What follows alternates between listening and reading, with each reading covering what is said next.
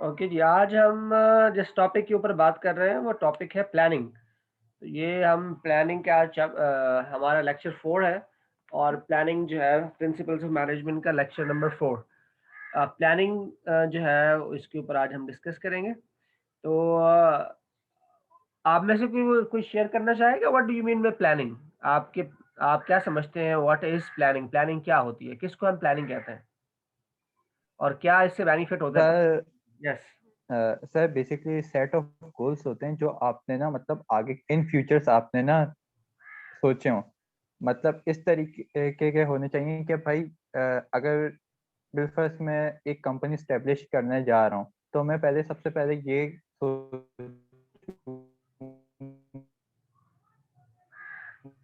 कि कंपनी खोलनी चाहिए, मैं उसके अंदर कितना वेल सेट हूँ, कितनी मुझे इसकी नॉलेज है। फिर फर्स्ट अगर मुझे सॉफ्टवेयर की नॉलेज ही नहीं है और मैं उसकी इंडस्ट्री खोल के बैठ गया हूँ इस डिफरेंट लोगों को हायर करके, भले वो जितने भी एक्सपर्टीज हों काम के, लेकिन अगर मुझे उस बिजनेस को चलाना नहीं आएगा, किस तरीके से क्लाइंट से ऑर्डर लेने हैं, तो मैं नहीं रन कर सकता। तो उस चीज के अंदर सबसे पहले अपने आप को मुझे सोशलाइज करना होगा।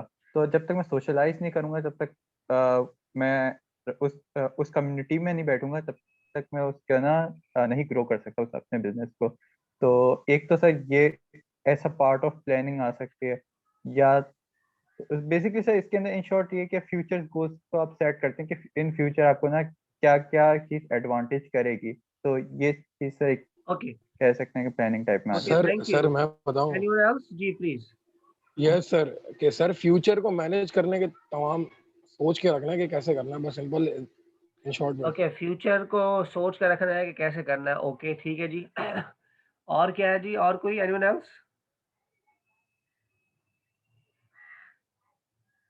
ओके जी, तो हम स्टार्ट करते हैं। एक्चुअल में प्लानिंग जो है वो मैनेजमेंट के नज़दीक जो है वो प्लानिंग क्या है, इसको आज हम लेके जो है वो चलेंगे। और तो प्लानिंग जो है that is basically planning is a managerial activity that involves. अच्छा, ये यहाँ पे लिखा हुआ है क्योंकि we are talking about the management, इसलिए यहाँ पे मैनेजरियल एक्टिविटी का ज़िक्र किया गया है। तो ज़रूरी नहीं है कि जो प्लानिंग है वो सिर्फ़ मैनेजर ही करे।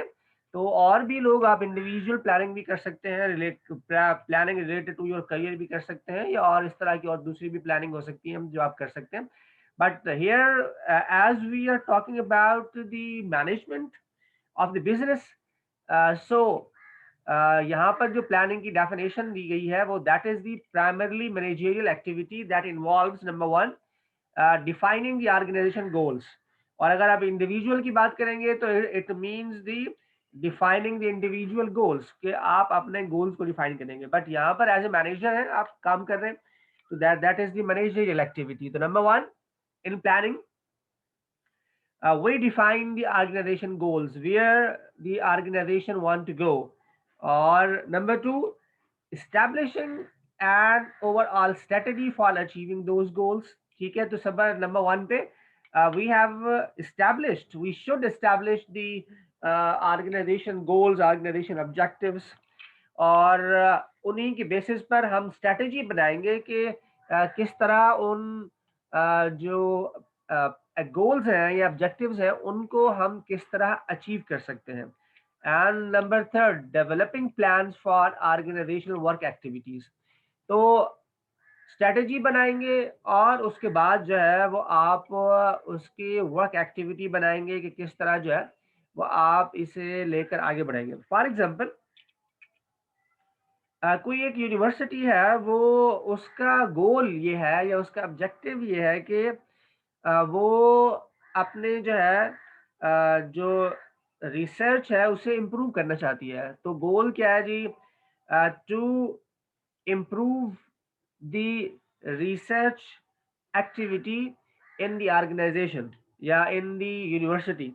अब इसको आप स्ट्रेटजी जो है वो किस तरह बनाएंगे, किस तरह वो जो गोल होगा, यानी जो आप रिसर्च का कल्चर जो है वो यूनिवर्सिटी में लेकर आना चाहते हैं, तो उसको किस तरह जो है वो आप क्या-क्या स्ट्रैटेजीज़ होंगी जिससे आप जो है वो कल्चर को बेहतर करेंगे।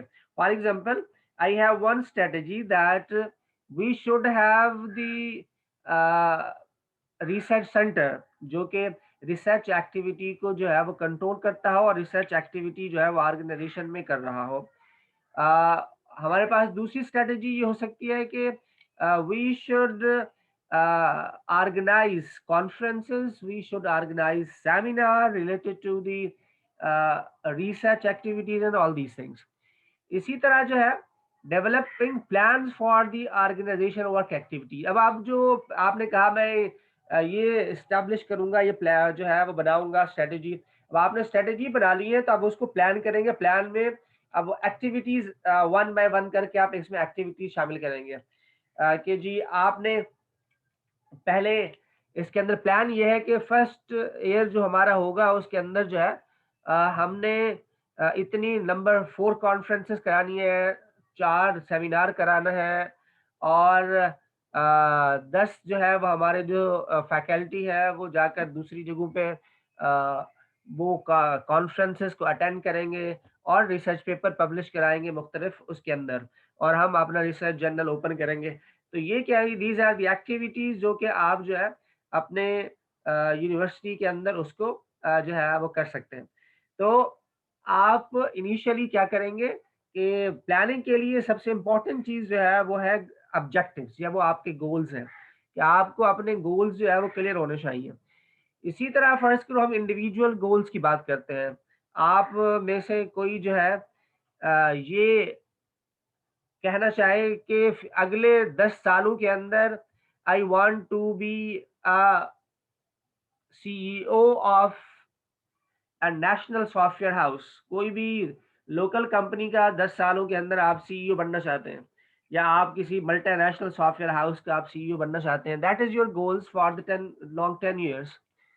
अब उसके लिए स्ट्रेटजीज आपको बनानी होगी कि आप किस तरह जो है ये वहां तक पहुंच सकते हैं कि जो गोल्स हैं उनको अचीव करने के लिए स्ट्रैटेजी आप बनाएंगे किस तरह वहां पर आप जो है यानी आप सीईओ कैसे बन सकते हैं। तो कैसे आप सीईओ बन सकते हैं, क्या स्ट्रैटेजी आपकी होगी सीईओ बनने के लिए, कोई बता सकता है आप में से? आप अगर किसी भी नेशनल या मल्टीनेशनल सॉफ्टवेयर हाउस के सीईओ बनना चाहते हैं तो आप किस तरह बनेंगे, क्या स्ट्रैटेजी है आपके पास? सर पहले तो नेवर स्टॉप लर्निंग। ओके, ठीक है। तो लर्निंग की आप बात कर रहे हैं कि आप जो है लर्निंग के ऊपर तवज्जो देंगे, बिल्कुल कंटिन्यूअस लर्निंग की बात की आपने, ठीक है जी। और एनीवन एल्स? कंटिन्यूअस लर्निंग के अलावा और क्या है आपके पास? सर फिर एक्सपीरियंस गेन करेंगे उसी फील्ड में रहते हुए, मतलब कि अगर कोई आपका सीईओ है उस ऑर्गेनाइजेशन का, तो उससे अपना उसका एक्सपीरियंस शेयर करेंगे कि आपका क्या एक्सपीरियंस रहा है और आपने इस लेवल तक आने के लिए क्या क्या मतलब आउटकम्स करें। ओके, तो सर इस as if you are talking about the mentorship, क्या आप अपना कोई मेंटोर जी बनाएंगे सर, जो कि उस इंडस्ट्री के अंदर काम कर रहा होगा? जी सर बिल्कुल। ओके, ठीक है। और कोई भाई, एनिमल एल्स? और कोई शेयर करना चाहेगा कि किस तरह जो है वो अपनी अ, किस कंपनी का सीईओ जो है उसका ऑब्जेक्टिव है और वो ऑब्जेक्टिव कैसे वो अचीव करेगा, उसके लिए क्या स्ट्रेटजीज है उसके पास। तो 2 स्ट्रैटेजी हमारे पास आ गई है कि कंटीन्यूअस लर्निंग के ऊपर फोकस करेंगे और नंबर 2 जो है इन्होंने कहा है कि वो अपना मेंटोर जो है ऐसे बंदे को बनाएँगे जो कि ऑलरेडी सीईओ की पोज़ीशन पर रह चुका होगा या इस वक़्त सीईओ होगा, ताकि वो उन्हें गाइड कर सके कि वो किस तरह जो है सीईओ बनना चाहेंगे। 2 हमारे पास स्ट्रैटेजी आ चुकी है। और कोई अपनी स्ट्रैटेजी शेयर करना चाहेगा? तो किस तरह सीईओ बनना चाहता है या बाकी लोग जो है वो सीईओ बनना पसंद नहीं करेंगे? सर ख्वाहिश तो होती है ना सबकी कि बन बन जाए, हम सीईओ बने या ना बने, लेकिन ख्वाहिश करना तो अच्छी बात है। जी फाइव। जी सर, कंपनी पे रिसर्च करेंगे थॉरली कि उनको क्या चीज़ रिक्वायरमेंट है। उस रिक्वायरमेंट के तौर पे उसी थॉट्स को लेके उन पे जॉब जब वहाँ पे जिन जॉब्स की नीड्स हैं उसको देखते हुए हम अप्लाई करेंगे। फिर उनको श्योरिटी कराएंगे कि हम मतलब वो जगह हम जो उनको रिक्वायरमेंट है हम पूरी देंगे। ओके, मतलब ठीक हम है। पूरा रिसर्च करके जाएंगे, हम स्टडी करके जाएंगे। वो तो स्टडी करके तो इंटरव्यू के लिए जाएँगे, अभी तो 10 साल पड़े हुए हैं, इन 10 सालों में क्या करेंगे? नहीं नहीं सर, सीईओ के लिए कंपनी जहाँ पे एम करेंगे तो हम पहले उसके बारे में लर्न करेंगे कि हाँ, कंपनी क्या चीज़ की है, किस तरह सारे एम्स देखेंगे उसकी। फिर रिसर्च करेंगे, फिर सेल्फ स्टडी करेंगे, फिर प्रिपेयर करके जाएंगे। ओके, ठीक है। तो 10 सालों के अंदर जो है वो इन्होंने कहा है कि हम कंपनी को पहले असेस करेंगे कि कंपनी का जो इस वक़्त सीईओ है करंट, या कंपनी की जो रिक्वायरमेंट है वो क्या है? उस सीईओ के अंदर क्या ऐसी जो है वो ख़ास बातें हैं जो कि वो इस वक़्त कंपनी का सीईओ बना हुआ है? And then you people assess yourself कि आपके अंदर क्या कमी है, और फिर उसके बाद उस कमी को इन 10 सालों के अंदर आपने पूरा करना है कि वो, ताकि 10 सालों बाद उससे बेहतर आप सीईओ के तौर पर जो है उस कंपनी में जॉइन करें। तो assessment of the company, CEO और the company requirement and the assessment of the individual जो कि आप हैं, और उसके बाद फिर आप अपनी स्ट्रैटेजी बनाएँगे। वो स्ट्रैटेजी जो है डेफ़िनिटली फ़ाइक जो है सही कह रहा है कि हमें जब तक हम एनवायरनमेंट को और जब तक वहाँ जो लोग बैठे हुए हैं उनको प्रॉपर असेस नहीं करेंगे, उस वक़्त तक हम अपनी स्ट्रैटेजी तैयार नहीं कर सकते कि हमें क्या-क्या काम करने होंगे। जो 2-3 लोगों ने कहा है वो बहुत अच्छी बात है, वो भी इसके अंदर शामिल है, कंटीन्यूअस लर्निंग है। इसी तरह जो है वो एक और क्या कहा था भाई कंटीन्यूअस लर्निंग के अलावा? Sir mentorship. Mentorship is also one of the important aspects जिसको जो है वो हम इसमें शामिल कर सकते हैं। तो मेंटोरशिप और असेसमेंट जो है उसके लिए ज़रूरी है, और फिर उसके बाद आप एक्टिविटी जो है उसके अंदर करते हैं कि कौन-कौन सी आपको ट्रेनिंग चाहिए होंगी। पहले साल में आप कितना सफ़र तय करेंगे, फ़र्ज़ करो कि 10 साल के लिए आपको 10 साल, that that is the long term plan. Then you should have the medium term and short term plans. और आजकल तो जो है वो नियर टर्म जो गोल्स है उसकी भी बात हो रही है। तो आपके पास लॉन्ग टर्म गोल्स अवेलेबल है, आप उससे मीडियम टर्म गोल और शॉर्ट टर्म गोल्स और नियर टर्म गोल्स जो है वो आप तैयार करेंगे, और फिर उनके लिए जो है वो आप अपनी स्ट्रेटेजी बनाएंगे कि how to achieve those near term, short term, medium term and long term goals to become the CEO of any company. तो इसके लिए आपको स्ट्रैटेजी बनानी होगी, और स्ट्रैटेजी के लिए आपको असेसमेंट करनी होगी, और असेसमेंट को सामने रखकर आप अपनी स्ट्रैटेजी बनाएँगे, और फिर एक्टिविटीज़ डिज़ाइन करेंगे कि आपको कौन-सी ट्रेनिंग करनी है, कितना एक्सपीरियंस गेन करना है, कौन-कौन सी अचीवमेंट करनी है। ये सारी आपकी एक्टिविटी का पार्ट होंगी, और फिर वो एक्टिविटी आप करते चले जाएँगे और आप आगे बढ़ते जाएँगे। और even though you should include the timelines, जो कि आपने कौन-सा काम कितने अरसे में जो है वो कंप्लीट करना है। तो I hope you will become a CEO after 10 years, अगर आप अपने तमाम चीज़ों को बेहतर तरीके से मैनेज करते रहें तो। हो सकता है उससे पहले भी बन जाए। जो सीईओ बनते हैं वो भी आप जैसे लोग ही होते हैं, माशाल्लाह से आप भी बहुत ज़हीन और इंटेलिजेंट लोग हैं। अगर आप मेहनत करेंगे, कोशिश करेंगे और अपने आप को असेस करेंगे और इम्प्रूव करेंगे, तो then you will become the CEO. और आप में से कोई ऐसे लोग भी होंगे जो कि अपना बिज़नेस करना पसंद करेंगे, या कोई अपना सॉफ्टवेयर हाउस खोलेंगे, या अपना कोई और बिज़नेस करेंगे, तो वो भी कर सकते हैं। लेकिन उनको कहाँ ले जाना है, उस बिज़नेस को किस तरह ले जाना है, वो मैंने आपको रिपोर्ट भी दी है, उस रिपोर्ट के थ्रू भी आप अपने चीज़ों को एक्सप्रेस कर सकते हैं, और आप आगे बढ़ सकते हैं। क्योंकि कंप्यूटर साइंस के स्टूडेंट्स के लिए आजकल ये ज़्यादा कहा जाता है कि वो बिज़नेस माइंड के साथ अपना एंटरप्रेन्योरियल माइंड जो है वो लेकर चलें, ताकि जॉब की बजाय वो भी अपने बिज़नेस को रन कर सकें, और सॉफ्टवेयर हाउस और सॉफ्टवेयर या कंप्यूटर साइंस के जो लोग हैं, वो आसानी से अपने बिज़नेसेस को रन कर सकते हैं बहुत कम कॉस्ट के साथ। अच्छा जी, हम आगे बढ़ते हैं। नेक्स्ट हमारे पास है फॉर्मल प्लानिंग।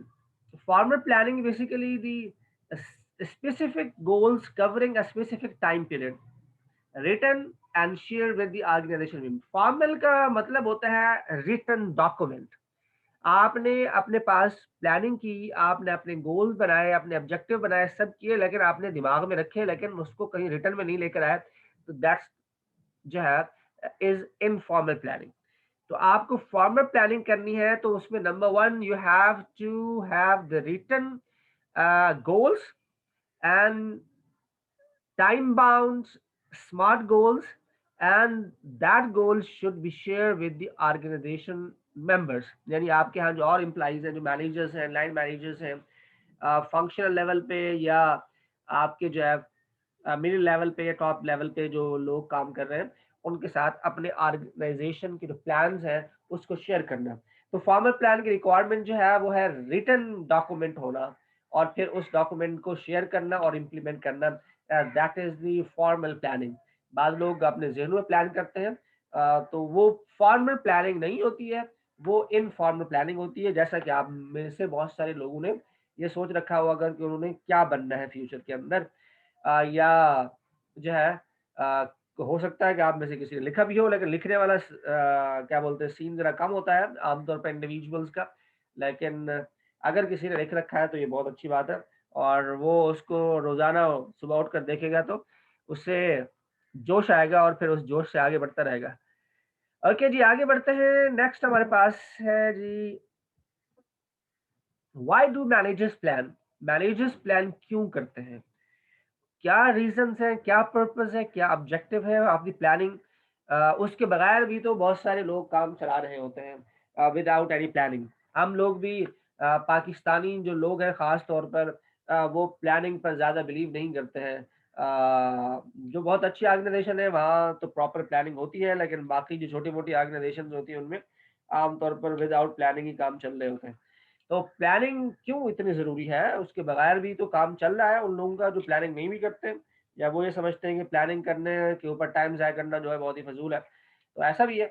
तो क्या ऐसी चीज़ है जो कि मैनेजर्स के लिए इम्पोर्टेंट है जिसको प्लान करना चाहिए? तो नंबर 1, प्रोवाइड्स डायरेक्शंस। अगर आपके पास प्लान होगा रिटन डॉक्यूमेंट के अंदर, तो आप उस प्लान को देखकर आपको ये पता चलेगा, आपको एक डायरेक्शन मिलेगी कि आपने कहाँ जाना है। अगर आपके पास प्लान नहीं होगा, तो आपके पास डायरेक्शन नहीं होगी, आप भटकते रहेंगे। जैसे हमने कहा कि आप सीईओ बनना चाहते हैं, दैट इज़ द डायरेक्शन कि आप कहाँ जाना चाहते हैं। इसी तरह जब रिटर्न में चीज़ें होंगी तो आप बहुत सारे अनसर्टेनिटी को रिड्यूस कर देते हैं। आप अपनी पहले से प्लानिंग करते हैं, अच्छा जी मुझे ये हर्डल आ सकते हैं, ये प्रॉब्लम आ सकते हैं, ऐसा प्रॉब्लम आया तो उसको मैं ऐसा ओवरकम करूँगा, मेरे पास फाइनेंस नहीं है, फाइनेंस मैं कहाँ से लाऊँगा, और मेरे पास स्किल्स नहीं है, स्किल्स मैं कैसे इम्प्रूव करूँगा, मेरे पास डिग्री नहीं है तो डिग्री मैं कैसे लाऊँगा, कहाँ से लाऊँगा। तो ये क्या है कि पहले से जब आप किसी चीज़ के लिए प्लानिंग कर रहे होते हैं तो वो आपके लिए जो है इम्पोर्टेंट रोल प्ले करता है, और उससे आप अपने जो अनसर्टेनिटी की सिचुएशन है उसको रिड्यूस कर सकते हैं। उसके बाद है इससे minimise waste and redundancy. Definitely जब आप पहले से प्लान करते हैं तो आमतौर पर आपको अचानक से उसके ऊपर तवज्जो देने की ज़रूरत नहीं होती है, और जिसकी वजह से आपका टाइम जो है बहुत ज़्यादा वेस्ट नहीं होता, आपका फाइनेंस बहुत ज़्यादा वेस्ट नहीं होता, बहुत हर्डल्स जो है आपको फेस नहीं करने पड़ते। तो इसके लिए इसलिए आपको प्लानिंग करना होता है। फिर इसके अंदर एक इम्पॉर्टेंट चीज़ जो है वो है कि आप जब प्लानिंग कर रहे होते हैं तो आप फिर उसको कंट्रोल कैसे करते हैं, कंट्रोलिंग के स्टैंडर्ड्स भी बनाते हैं। यहाँ पे कंट्रोलिंग के स्टैंडर्ड ये है कि आप अपने आप को भी कंट्रोल कर सकते हैं, और आप क्योंकि मैनेजर हैं तो आपके अंडर में जो लोग काम करते हैं उनको भी आप स्टैंडर्ड देकर कंट्रोल कर सकते हैं कि जी ये देखें ये काम आपने करना है, ये स्टैंडर्ड है, इसी बेसिस पर आपकी परफॉर्मेंस को चेक किया जाएगा। अगर आपने इन स्टैंडर्ड को मीट किया अपनी परफॉर्मेंस के अंदर तो आप बहुत अच्छे परफॉर्मर होंगे, अगर आपने स्टैंडर्ड को मीट नहीं किया तो आप अच्छे परफॉर्मर नहीं होंगे। तो ये जो है स्टैंडर्ड आप, तो ये 4 चीज़ें बताई गई हैं कि मैनेजर्स जो है वो प्लानिंग क्यों करते हैं। प्लानिंग क्योंकि डायरेक्शन प्रोवाइड करती है, ये अनसर्टेनिटी को रिड्यूस करती है, इससे वेस्टेज और रिडंडेंसी बहुत कम होती है, और ये स्टैंडर्ड सेट करता है ताकि जो एम्प्लॉइज़ हैं उन्हें कंट्रोल किया जा सके, या वर्क को कंट्रोल किया जा सके, उनकी परफॉर्मेंस को बेहतर किया जा सके। देन प्लानिंग एंड परफॉर्मेंस, इन दोनों का आपस में क्या लिंक है? तो farmer planning is associated with high profit and return on investment. अगर आपके पास ये रिसर्चेस हैं जो कि यहाँ पर बताई गई हैं कि रिसर्च ये शो करती है कि अगर कोई कंपनी फार्मर प्लानिंग करती है तो वो आमतौर पर हायर प्रॉफिट और रिटर्न ऑन इन्वेस्टमेंट की तरफ जाती है। अब रिटर्न ऑन इन्वेस्टमेंट का मतलब ये है कि जो आपने पैसा लगाया है, जो आपने कैपिटल इन्वेस्ट किया है, वो कैपिटल, वो आपके एसेट्स जो आपने ऑर्गेनाइजेशन के अंदर मौजूद हैं, उसके ऊपर रिटर्न कितना आ रहा है। तो जितना ज़्यादा रिटर्न होगा उतना ऑर्गेनाइजेशन जो है वो बेनिफिट में होगी। इसलिए जो है रिटर्न ऑन इन्वेस्टमेंट और रिटर्न ऑन एसेट्स आमतौर पर जो है वो कंपनीज कैलकुलेट करती हैं ताकि उनका प्रॉफिट मार्जिन जो है वो बेहतर नज़र आए। तो ये रिसर्च ये शो करती है कि अगर आपकी प्लानिंग फॉर्मल होगी तो वो डायरेक्टली एसोसिएटेड है कि आपका परफॉर्मेंस जो है कंपनी की बढ़ेगी, आपका प्रॉफिट ज़्यादा होगा और आप रिटर्न ऑन इन्वेस्टमेंट को इम्प्रूव करेंगे। दूसरा इसका इम्पैक्ट है the reduce impact of external environment, क्योंकि आप जब प्लानिंग कोई करते हैं तो आप इंटरनल और एक्सटर्नल दोनों एनवायरनमेंट को स्टडी करते हैं और स्टडी करने के बाद आप अपनी प्लानिंग को बनाते हैं। जब आप स्टडी करने के बाद किसी काम को करते हैं, प्लानिंग को करते हैं, तो वो आम तौर पर उसके अंदर जो रिस्क होते हैं वो बहुत कम हो जाते हैं, वो रिड्यूस हो जाते हैं और एक्सटर्नल एनवायरनमेंट को आप बड़ी आसानी के साथ जो है वो मैनेज कर सकते हैं। इसलिए planning is important for the profitability and for the return on investment and reduce the impact of external environment. External environment में इंडस्ट्री हो सकती है, एक्सटर्नल एनवायरनमेंट में ग्लोबलाइजेशन हो सकती है, टेक्नोलॉजी हो सकती है, आपके सोसाइटी हो सकती है, आपका जो है कंपनी ऑर्गेनाइजेशन के जो कंपेटिटर्स हैं वो हो सकते हैं, आपका कंट्री हो सकता है, आपकी पॉलिटिक्स हो सकती है। तो इसके लिए एक आसान वर्ड इस्तेमाल किया जाता है जिसको कहते हैं पेस्ट एनालिसिस, जिसमें political, economical, social and technological, ये तीन जो है एक्सटर्नल एनवायरनमेंट के फैक्टर्स हैं जिनको आप असेस करते हैं और इनको आप कम कर सकते हैं अगर आप पहले से ही आपकी प्लानिंग हुई होगी तो। एलिमेंट्स ऑफ प्लानिंग, प्लानिंग के एलिमेंट्स क्या होते हैं? तो सबसे एलिमेंट, पहला एलिमेंट जो प्लानिंग का है, जैसे कि हमने डेफिनेशन में भी पढ़ा, दैट इज द गोल्स, या इसको हम ऑब्जेक्टिव भी कह सकते हैं। तो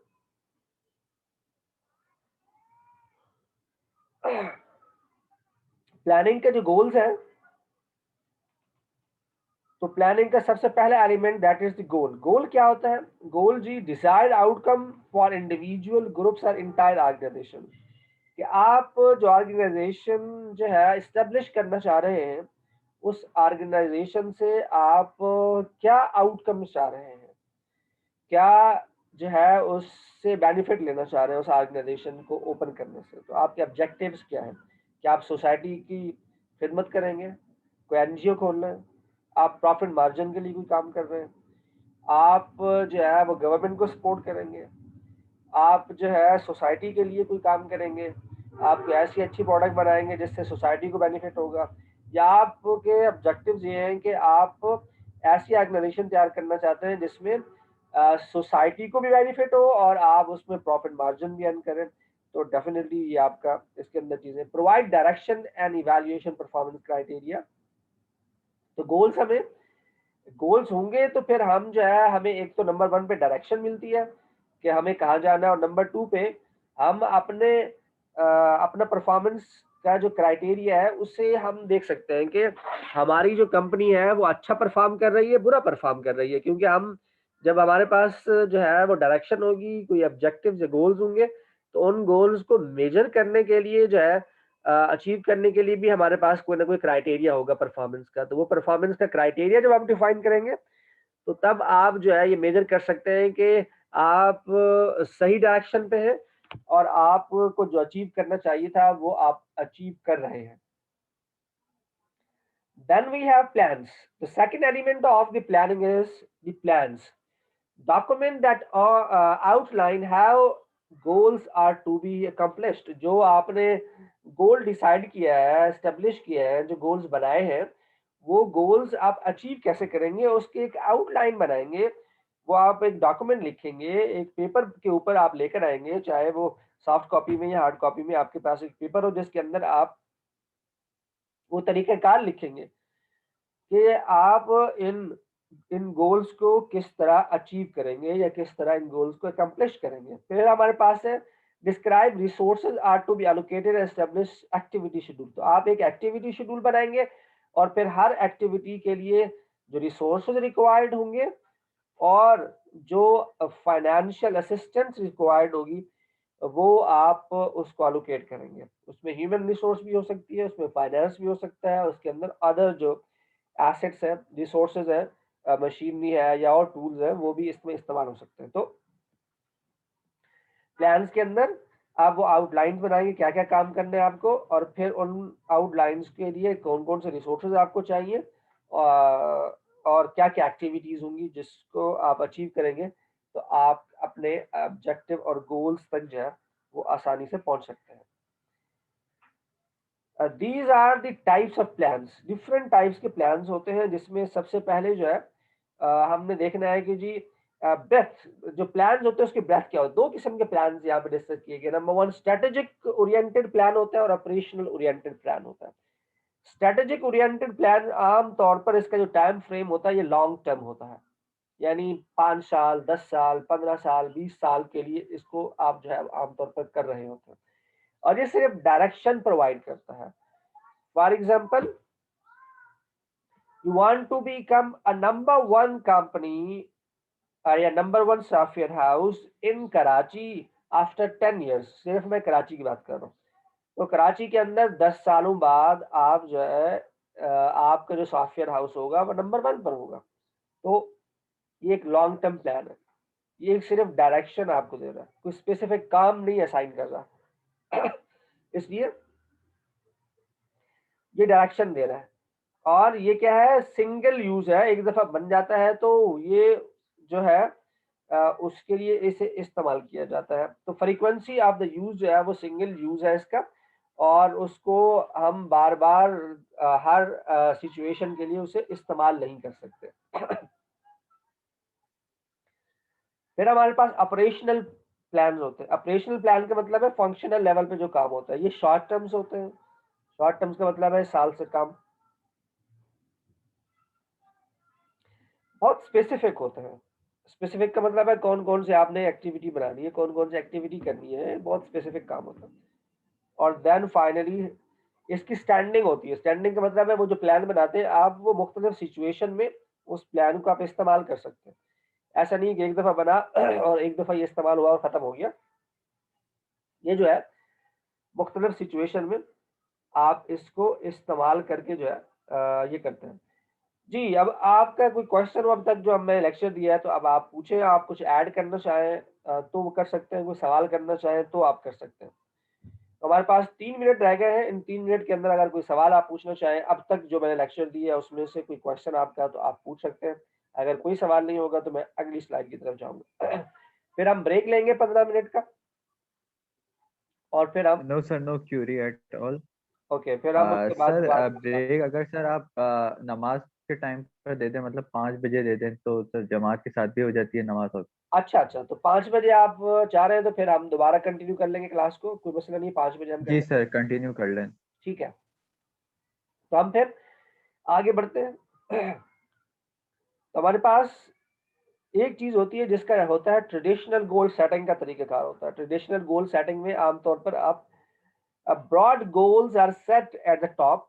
तरीकाकार यही है कि आमतौर पर जो टॉप लेवल पे लोग बैठे हुए होते हैं वो स्ट्रैटेजिक गोल्स को आमतौर पर सेट करते हैं या उसको हम ब्रॉड गोल भी कहते हैं, या स्ट्रैटेजिक या लॉन्ग टर्म गोल्स भी हम उसे कह सकते हैं। तो ये टॉप एग्जीक्यूटिव्स जो होते हैं, जो कॉर्पोरेट लेवल पे बैठे होते हैं, कॉर्पोरेट लेवल वाले इसको जो है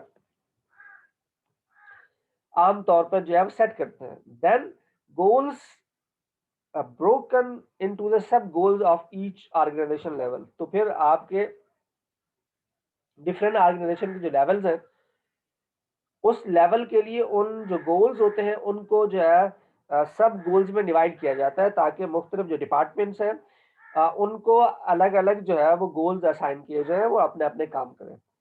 then goals are intended to direct guide and constraints. तो जो गोल्स होते हैं उसके अंदर जो है उसकी डायरेक्शन, उसकी गाइडलाइन और उसके जो कॉन्स्ट्रेंट में क्या प्रॉब्लम हो सकते हैं वो जो है गोल्स के साथ साथ जो है उन चीज़ों को भी ब्रीफ जो है वो किया जाता है। Then finally goals lose clarity and focus as a lower level manager attempt to interpret. तो जैसे जैसे आप गोल्स नीचे लोअर लेवल पे चले जाते हैं तो उसकी जो इंटरप्रिटेशन है वो चेंज होती चली जाती है, क्योंकि उसको प्रॉपर कम्युनिकेट नहीं किया जाता, या जब वो गोल्स बन रहे होते हैं उस वक्त वो जो गोल्स हैं उसके अंदर ये लोअर लेवल के जो लोग हैं वो अवेलेबल नहीं होते, तो उनको असल में जो क्रक्स होता है गोल्स का वो मालूम नहीं होता, और फिर कम्युनिकेशन का जो फ्लो है वो नीचे पहुँचते-पहुँचते वो उसके अंदर भी बहुत सारी चेंजेस आ जाती है और क्लियर गोल्स जो है वो आप इंडिविजुअल तक नहीं पहुँचते और वो जो इंडिविजुअल जो फंक्शनल लेवल पे बैठे हुए हैं, अगर वहाँ गोल की क्लैरिटी ना हो तो फिर गोल्स को अचीव करना भी मुश्किल होगा। तो हम जो है अभी ये जो हमारी सेशन है ये एंड हो रहा है, तो उसके बाद हम दूसरे सेशन में अभी मिलते हैं और फिर हम 5 बजे फिर ब्रेक